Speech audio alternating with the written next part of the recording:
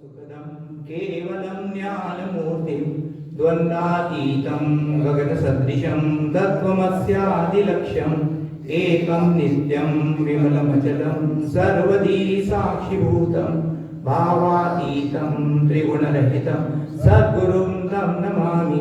गुरुर्ब्रह्मा गुरुर्विष्णु गुरुर्देवो महेश्वरा गुरुर्साक्षात् परब्रह्म तस्मै श्री गुरवे नमः। ध्यायेताजानुभावं धृतशतघ्नश्यं बद्धपद्मासनस्थं पीतं वासुवसानं नवकमलतलस्पर्धिनेत्रं प्रसन्नं वामाङ्कारूढसीता मुखकमलमिललोचनं नीरदाभं नानालङ्कारदीप्तं सततं रामचन्द्रं मनोजवं मारुतुल्यवेगं जितेन्द्रियं बुद्धिमतां वरिष्ठं वातात्मजं वानरयूथमुख्यं श्रीरामदूतं शरणं प्रपद्ये।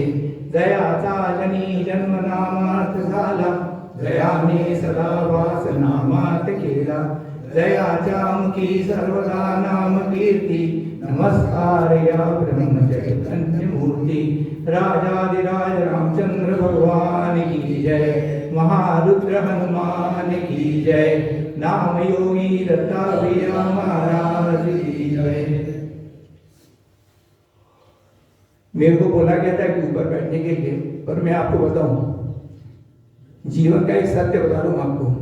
छोटा होने में जितना फायदा है हमें, बड़ा होने में कोई फायदा नहीं है। घर में जो बड़ा भाई होता है वही सबसे ज्यादा पिटता है, और जो छोटा होता है वो हमेशा खुश रहता है, उसको कभी पिटाई नहीं होती। इसलिए छोटा रहने में बड़ा आनंद है, तो इसलिए नीचे रहने में आदमी छोटा रहता है तो हमेशा फायदे में रहता है। इसलिए छोटे बने रहो, गलतियां भी होती हैं तो माफ कर दी जाती है, बड़ा होता है तो गलती कोई माफ नहीं होती है, ऐसा मेरा चिंतन है। उपेंद्र जी ने एक लाइन बोली थी,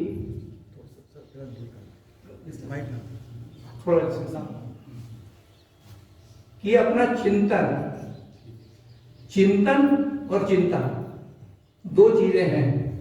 आदमी कब चिंतन से चिंता में चला जाता है ये उसको मालूम ही नहीं पड़ता है, और चिंतन कम करता है, चिंता ही ज्यादा करता है। और मैंने जो पहला शब्द बोला था ब्रह्मानंदम, और एक लास्ट में बोला था कि नाम,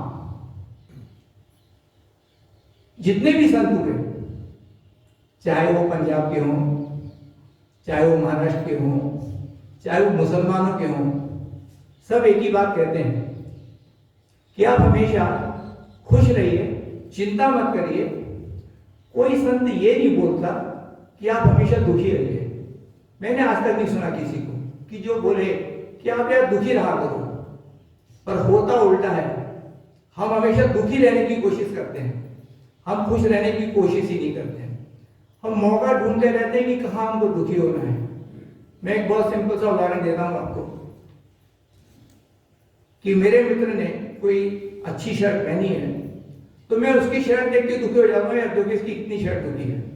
पर पॉजिटिव थिंकिंग यह है कि मैं ये नहीं सोचता कि मेरी शर्ट भी उतनी अच्छी है, केवल सोच का फर्क है। अब सवाल ये उठा कि खुश क्यों रहना चाहिए और दुखी क्यों नहीं होना चाहिए, या चिंता क्यों नहीं करना चाहिए। इसके लिए मैं आपको थोड़ा सा अध्यात्म छोड़ के शरीर शास्त्र में ले जाता हूं, जिसको हम एनाटॉमी बोलते हैं। हमारे जो मानव शरीर है ये मैजिक बॉडी है, ऐसा मान लीजिए आप। ईश्वर ने बनाई हुई ऐसी मैजिक बॉडी है कि जिसमें अनेक चमत्कार होते रहते हैं, हमको मालूम नहीं है। और आदमी को एक भ्रम होता है, मेरे को भी है, कि मैं करता हूं, मैं ऐसा कर दूंगा, मैं वैसा कर दूंगा, और एक मैं जहां लात मारूंगा वहां पानी निकाल दूंगा, ऐसा एक हिंदी में चलता है। पर आदमी ये भूल जाता है कि ईश्वर ने जब हमको जन्म देके भेजा है तो ये बॉडी में उसने 7 सिस्टम्स ऐसे डाले हुए हैं जो ऑटो पे हैं, जिन पे आपका कोई कंट्रोल नहीं है। और आप सोचते हैं कि मैं कर रहा हूं, पर आप उसमें कुछ भी नहीं कर पाते। और ये शरीर उसी के कारण चलता रहता है, आपके कारण ये शरीर नहीं चलता है। आप तो जितनी उम्र लिखा के लाए उतनी ही लिखा के लाए हैं, और उसके बाद जिस दिन आपको लाइफ लाइन जीरो हो जाएगी उस दिन आपको इस दुनिया को छोड़ के जाना है। मैं पहला उदाहरण देता हूं। हम किसी का खाना खाने गए, बहुत बढ़िया खाना बनाया, बिल्कुल आकंठ हमने खाना खाया। अब आप ये बताइए कि उसको पचाता कौन है? आप बोलते हैं ना मैं करता हूं, मैं करता हूं, तो उसको पचाने के लिए जाता कौन है? आप जाते हैं क्या अंदर? मेरे को नहीं मालूम आज तक कोई अंदर गया होगा पचाने के लिए, पर ईश्वर ने वो ऑटो सिस्टम डाल के रखा हुआ है। ऑटो सिस्टम क्या है कि जैसे ही पहला कौन आपके मुंह में गया, मुंह में जाते ही स्लाइवा बनता है, दांत उसको चबाना चालू करते हैं, अंदर पहुंचता है, इंटेस्टाइन में जाता है, जूस निकलते हैं लीवर से और एंजाइम निकलते हैं, खाना पचता है और जिसमें से जो चीज चाहिए बॉडी निकाल लेती है और बाकी को वेस्ट को बाहर कर देती है। आपने कुछ किया क्या? नहीं किया। दूसरा सिस्टम रेस्पिरेटरी सिस्टम, श्वसन। आप बोलते हैं मैं श्वास लेता हूं, अरे आप श्वास लेते हैं क्या? श्वास भी ऑटो पे है, श्वास आती है जाती है। कुछ लोग इसका विरोध कर सकते हैं कि प्राणायाम के द्वारा हम श्वास रोक लेते हैं। कितनी तो रोकेंगे? 8 मिनट, 10 मिनट, 15 मिनट, आधा घंटा, उसके बाद क्या हो जाएगा? वो फिर से ऑटो पे आ जाएगा। माने ईश्वर ने वो भी कंट्रोल आपके हाथ में नहीं दिया, क्योंकि ईश्वर को मालूम था कि अगर ये कंट्रोल मैं इसके हाथ में दे दूंगा, आदमी के हाथ में, तो ये एक दिन भी जिंदा नहीं रह पाएगा, क्योंकि ये फिर अपने मन की करने लगेगा।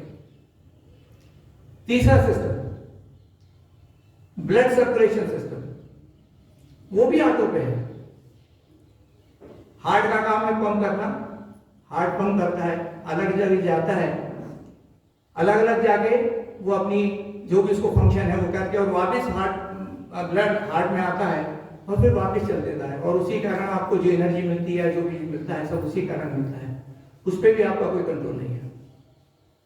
एक चौथा सिस्टम भी है, वो है यूरिनरी सिस्टम। आप पानी पीते हैं, ऑटो में रहता है, किडनी उसको फिल्ट्रेट करती है और आप उसको रोक नहीं सकते। आप कोशिश भी करेंगे तो आप उसको रोक नहीं पाएंगे। ऐसे 7 सिस्टम्स हैं, तो उन 7 सिस्टम्स को भगवान ने ऑटो पे डाल के रखा हुआ है। अब क्यों डाल के रखा हुआ है? क्योंकि उसको मालूम है कि आप उसको कंट्रोल नहीं कर सकते हैं। परंतु हमारे जो संत महात्मा थे, उनको एक चीज मालूम थी कि ये जो 7 सिस्टम्स हैं जिसके कारण ये शरीर चल रहा है, अगर इनको छोड़ के ऐसी कोई तरकीब मेरे को मालूम पड़ जाए कि मैं शरीर को छोड़ के बाहर आ जाऊं, तो फिर शरीर चलता रहेगा और मैं शरीर छोड़ दूंगा। तो हमारे संत क्या करते थे? इसलिए हमारे बहुत सारे उदाहरण मिलते हैं कि संत एक जगह रहते तो उनके 8 जगह 10 जगह जाने कितनी जगह दर्शन होते थे। वो क्या करते थे? शरीर तो उनका वहीं रहता था, परंतु वो टेक्निक उनको मालूम थी। और वो टेक्निक क्या थी? आपको जब ऑपरेशन किया जाता है तो आपको एनेस्थीसिया दिया जाता है। एनेस्थीसिया क्यों देते हैं? ताकि आपको दर्द महसूस न हो। दर्द तो वहां होता है, आप पेन किलर खाते हैं, आप सोचते हैं मेरा दाढ़ में दर्द है, पेन किलर खा लो ठीक हो जाएगा। दर्द ठीक नहीं होता है, दर्द अपनी जगह पर रहता है, केवल आपको सेंसेशन होना बंद हो जाता है। And that is known as glandular system. वो बॉडी में हमारे करोड़ों ग्लैंड सिस्टम्स हैं, जिसमें मेन 7 है और बाकी करोड़ों हैं, पॉइंट पे हैं। आपको जरा सी कोई चींटी काटती है, आपके ब्रेन को फट से मालूम पड़ता है कि आपको चींटी ने कहां काटा है। कैसे पता पड़ता है?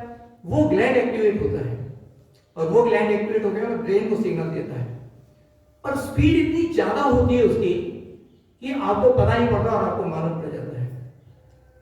कहते हैं जो स्पीड सबसे ज्यादा है वो लाइट की है, 1,86,300 माइल्स पर सेकेंड। ये मैं अप्रोक्सीमेट बता रहा हूं, एग्जैक्टली कैलकुलेट हमारे ऋषियों ने की थी। उन्होंने इसको 32वें डेसिमल तक कैलकुलेट की थी।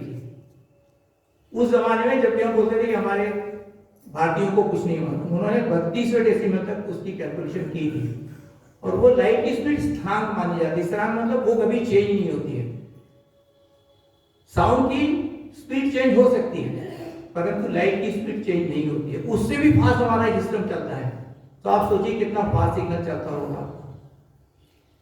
इस सिस्टम के साथ जब वो एक सिस्टम चलता है, तो ऋषियों मुनि को ये समझ में आया कि आप ऐसी कोई तरकीब और इजाद कर लें अपन कि हमको ये जो हमारी प्राण शक्ति है हम एक जगह इकट्ठी कर लें और हम शरीर को छोड़ दें, तो शरीर तो हमारा चलता रहेगा, शरीर जिंदा रहेगा, मरेगा नहीं।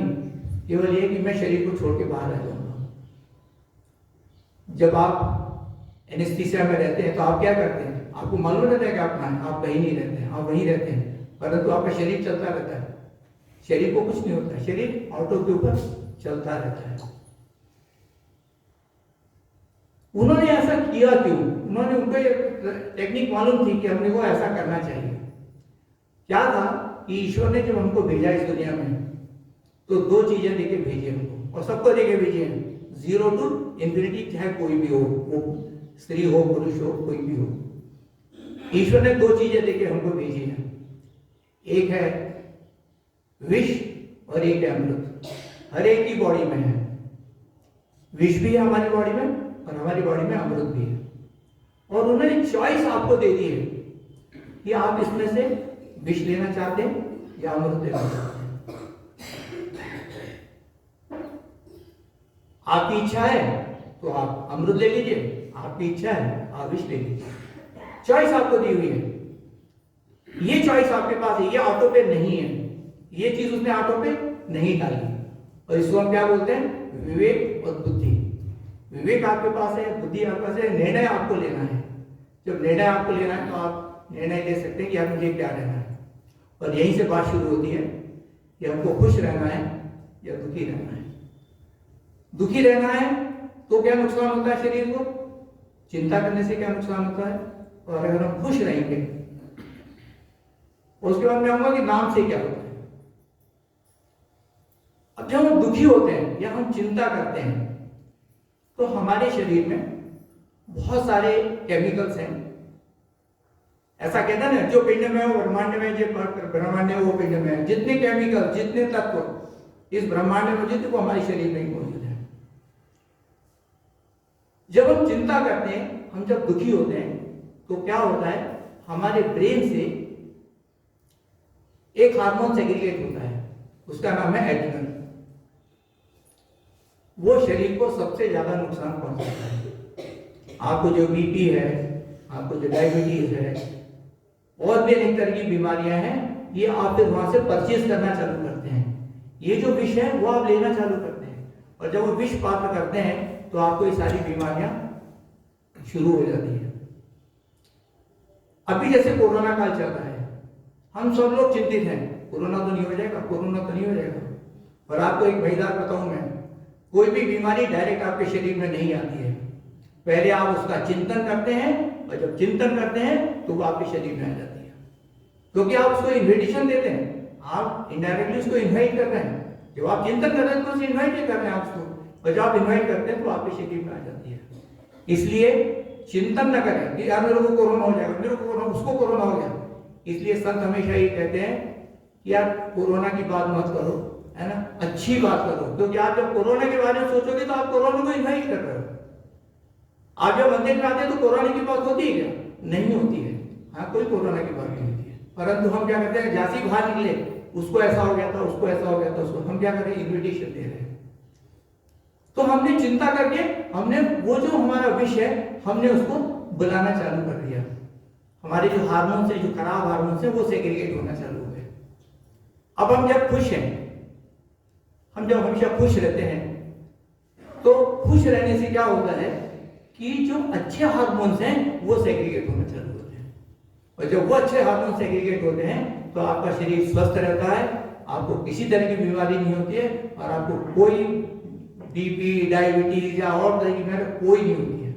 पर हमारी आदत है चिंता करने की, हम तो इन्वाइट करते हैं उसको, और हम चिंता कर करके हम दुखी हो जाते हैं।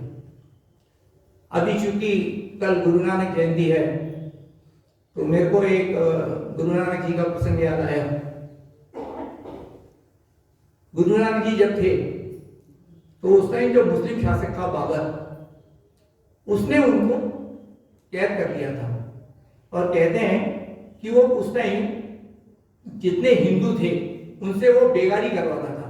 बेगारी मतलब बिना मजदूरी दिए उनसे वो काम करवाता था। अब आदमी तो थक जाता था, तो वो क्या करता था, उसने अपने जो उसका सेनापति था, जो उसका, आप उसको टीआई मान लो, है ना आज की भाषा में, उसको आप उसको खराब चल मत दीजिए। तो उसने उसको एक निर्देश दिया हुआ था ये जितने हैं इनको सबको भांग दिया करो। तो भांग पीने से नशा होता है ना, और नशा होने से आदमी भूल जाता है कि मेरे को मजदूरी भी लेनी है। जब वो गुरु नानक देव को जी को दी गई तो गुरु नानक जी ने मना कर दिया कि मैं इसको नहीं पीऊंगा। बहुत जिद की, उन्होंने कहा नहीं हुई। 1 दिन हुआ, 2 दिन हुए, 8 दिन हुए, फिर बात बाबर तक भी पहुंची कि भाई वो तो नहीं लेते हैं। तो बाबर बोला अच्छा ठीक है, कैसे नहीं लेते, मैं आता हूं देखने के लिए। तो बाबर खुद कहते हैं उस टाइम उस जेल में आया था और उसने पूछा कि आप क्यों नहीं लेंगे। तो गुरु नानक जी ने उत्तर बहुत अच्छा दिया। उन्होंने क्या उत्तर दिया कि भांग तंबाकू धतूरा उतर जाए प्रभात और नानक नाम खुमारी चढ़ी रहे दिन रात। बोले मैं तो उस नाम की खुमारी में रहता हूं जो दिन रात चढ़ी रहती है। तुम्हारा नशा तो रात को लो, सुबह उतर जाता है, पर नाम की जो खुमारी है वो हमेशा बनी रहती है। तो ये नाम की जो खुमारी है, नाम का आनंद है। आपने देखा होगा कि हमारा जैसी वो हम पीक पे पहुंचते हैं और उपेंद्र जी उसको सडनली रोक देते हैं और हम 5 मिनट के लिए शांतिपूर्वक बैठे रहते हैं। क्यों बैठते हैं हम? कभी आपने इसको तो सोचा कि क्यों बैठ जाते हैं हम? इसको दत्ता भैया ने बहुत अच्छा उदाहरण देके समझाया कि क्या होता है कि जो चील होती है, मराठी में घाघ म्हणता, वो क्या करती है, पंख मारते मारते मारते अपनी जो मैक्सिमम हाइट है उसको अटेंड कर लेती है, वहां तक पहुंच जाती है ऊपर तक।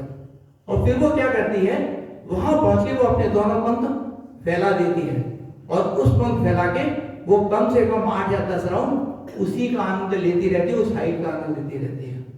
हमें भी जो हमने किया है श्री राम जय राम जय राम, उसका आनंद लेना है। उसका आनंद कैसे लेना है? हमको सेल्फ काउंसलिंग करनी है। लोग आप पूछते हैं नाम लें कैसे लें कैसे लें।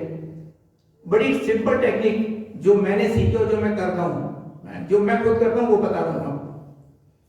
आप एक 10 मिनट जाप करिए और उसके बाद शांति से बैठ जाइए और खुद को ही काउंसलिंग करिए। खुद को खुद से ही बोलना है। क्या बोलना है खुद से?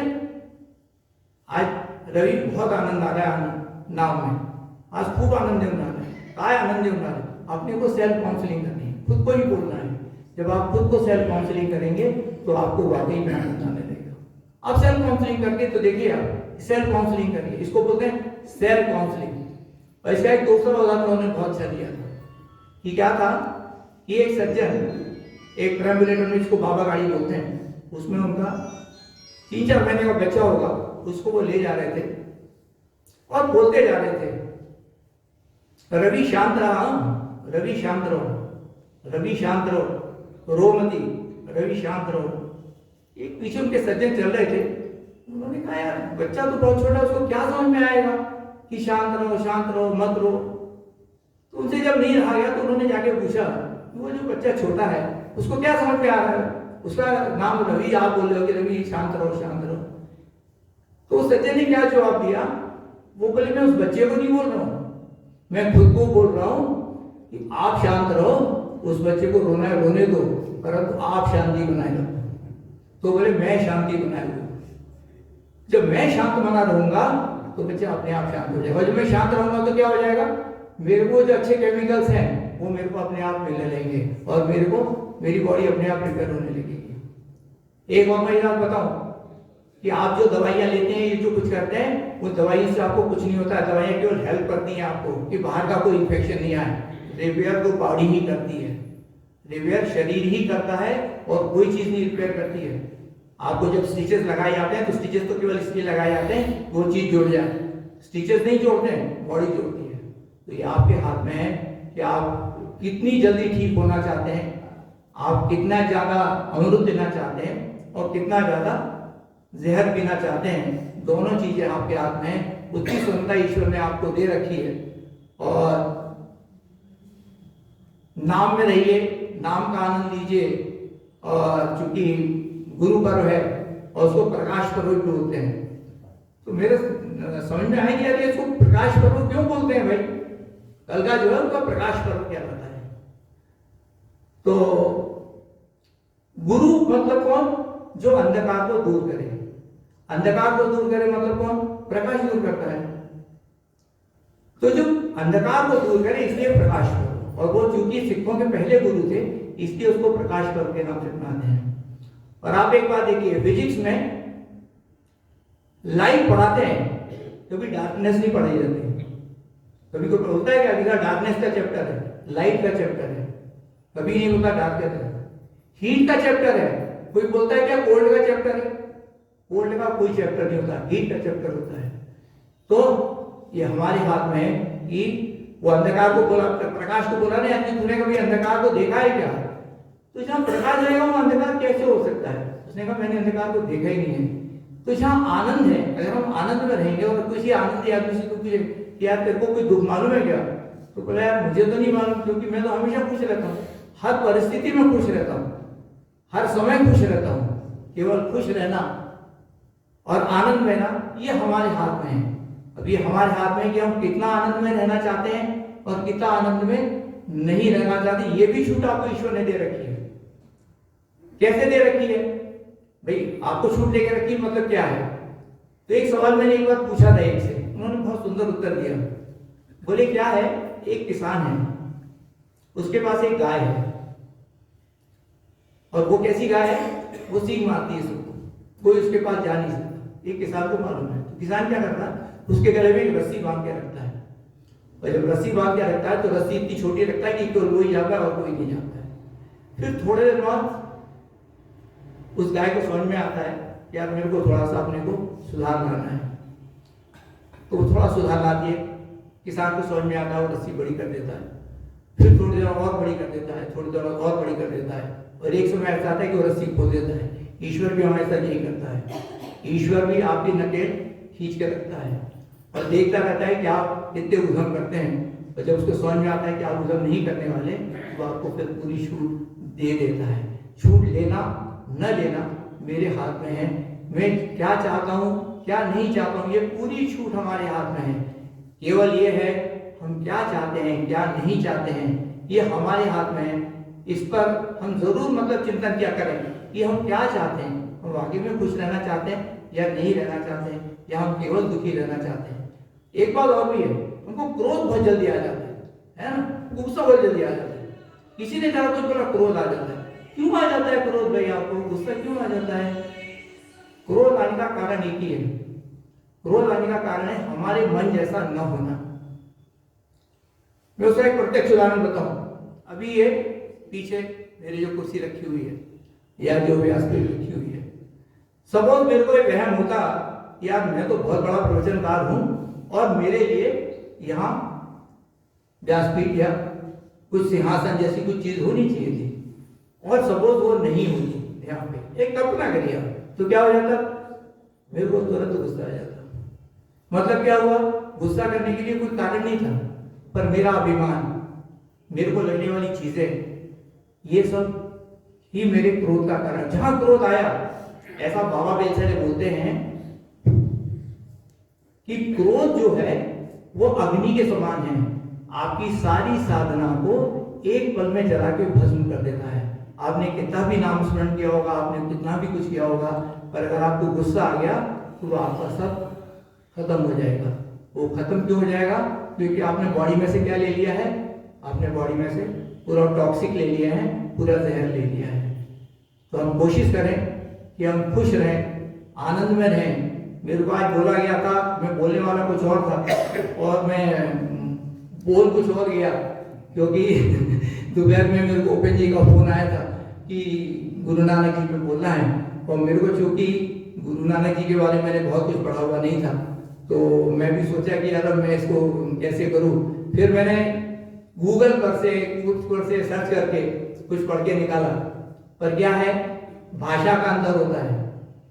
उनकी भाषा पंजाबी है और मेरी भाषा मराठी और हिंदी है, तो इतनी जल्दी याद कर पाना, वैसे ही मेरे को मेरी कमजोर याददाश्त है, उस पर से पंजाबी को याद करना मेरे लिए मतलब ऐसा था कि मतलब मेरे को लैटिन और फ्रेंच बोलना है, मतलब तो मैं उतना लैटिन फ्रेंच वाला नहीं हूँ, या मैं बाबा बेलसरे भी नहीं हूँ, क्योंकि बाबा बेलसरे को इतनी भाषाएं आती थी कि मैं आपको बता नहीं सकता। उनको लैटिन आती थी, उनको फ्रेंच आती थी, उनको ग्रीक आती थी, उनको इंग्लिश आती थी, तो इतनी सारी उनको भाषाएं आती थी। वो विद्वान थे, है ना। तो इसलिए मैं तो केवल एक ही संदेश दूंगा कि हम यहाँ आते हैं, और मेरे को उपेंद्र जी की एक बात हमेशा याद रहती है, वो मैंने सारणी में बोली थी, मेरे को याद है कि जब आप मंदिर में आते हैं तो 3 चीजें छोड़ के बाहर आइए। एक पद, दूसरी प्रतिष्ठा, और तीसरा पैसा। ये 3 चीजें बाहर छोड़ के आइए। अगर आप 3 चीजें बाहर छोड़ के आएंगे ना, आपको बहुत आनंद आएगा। और अगर आप तीनों चीजें लेके अंदर आए, इनमें से कोई भी एक चीज लेके अंदर आए, तो आपको आनंद नहीं आएगा। उसका मैं प्रत्यक्ष उदाहरण देता हूँ आपको, मैंने देखा हुआ हमारे सारणी में। हमारे एक कलेक्टर साहब आए थे, ठीक है, और रामनवमी का दिन था और आरती चल रही थी। सब जने जोर जोर से तालियां बजा रहे थे। अब वो चूंकि कलेक्टर, उसमें भी आईएएस, तो उनको ताली बजाने में बड़ा संकोच, मतलब संकोच से भी कोई अगर शब्द ज्यादा होगा तो वो हो रहा था। पर वही कलेक्टर जब घर पे उनका छोटा बच्चा जब रोता होगा, तो वही कलेक्टर जोर जोर से तालियां बजा के उसको चुप करता होगा। तो हमको सोचना चाहिए कि हमको कहाँ क्या करना है। तो मेरे को इसलिए कुछ बातें उपेंद्र जी की हमेशा याद रहती है कि यहाँ आना है ना, 3 चीजें छोड़ के आइए, पर प्रतिष्ठा, पैसा, और फिर आप अंदर आइए, और फिर देखिए आपको कितना आनंद आता है। क्योंकि फिर क्या हमारा बराबर है। नहीं तो क्या होता है कि रिटायरमेंट के बाद मैं जब सारणी जाता हूँ, मैं अभी कभी भी जाता हूँ, तो मेरे को लोग, कुछ लोग नमस्ते करते हैं, कुछ लोग नहीं करते हैं नमस्ते। तो मेरे को एक ने पूछा, यार आपको इसने नमस्ते नहीं किया, आपको बुरा नहीं लगा? मैंने कहा I am thankful to him कि उसने मुझे नमस्ते नहीं किया। बोले क्यों? मैंने कहा वो अगर मुझे नमस्ते करता तो मेरे को हाथ उठाना पड़ता, मैं हाथ उठाने से बच गया भाई। मैंने कहा बहुत धन्यवाद उसको। हमको पॉजिटिव थिंकिंग लेनी है, हमको उसका आनंद लेना है। नाम का आनंद लीजिए, और नाम में इतना रंग जाइए कि बाकी सब दुनिया भूल जाए। देह बुद्धि से हम देव बुद्धि या भक्ति भाव पे आ जाए, और वो तब जो आनंद आएगा उसका आनंद लीजिए। यही मतलब मेरा चिंतन है, और मैं कोशिश करूंगा कि आपको आगे बार से इतना बोर नहीं करूं, क्योंकि आज मेरी बिल्कुल तैयारी नहीं थी और मैं बिल्कुल डिलेड हो गया था, क्योंकि मेरे को समझ में नहीं आया कि आज मेरे को क्या करना है। तो फिर भी मेरी जैसी समझ में आई, और आपने इतने पेशेंटफुली मुझे सुना। पर्टिकुलरली मेरी जो मातृशक्ति वर्ग है, वो जितने गौर से सुनते हैं, और मेरे जो श्रेष्ठ साधक हैं, ये मेरे को सुन लेते हैं, यही मेरे लिए बहुत बड़ी बात है। क्योंकि मैं कोई साधक नहीं हूँ, न मैं कोई प्रवचनकार हूँ, पर आपने इतने पेशेंटफुली मुझे सुन लिया। और कोई होता तो मुझे हूट करके भगा देता। तो उसके लिए मैं आपको दिल से धन्यवाद देता हूँ, और कोशिश करें कि हम श्री राम जय राम जय जय राम का जितना आनंद उठा सकें उतना आनंद उठाएं। जय जय रघुवीर।